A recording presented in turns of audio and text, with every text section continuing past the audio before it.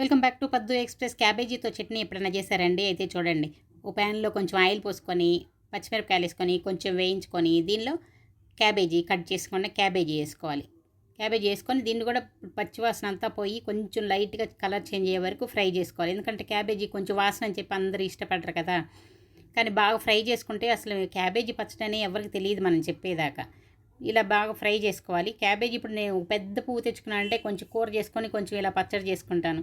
ఒకసారి కొద్దిగా పప్పుకి ఇంకా బాగా పెద్దదైతే అది ఒకరోజు ఒక్కొక్కటి అలా చేసుకోవచ్చు అనమాట. చూసారా, ఇలా బాగా ఫ్రై చేసుకుంటే కొంచెం కలర్ చేంజ్ అయ్యే వరకు అసలు క్యాబేజీ స్మెల్లే తెలియదు, ఎవరికి క్యాబేజీ అనేదే తెలియదు. కొంచెం పసుపు వేసుకున్నామంటే ఇంకా చాలా బాగుంటుంది. అస్సలు వాసనే ఉండదు క్యాబేజీ వాసన.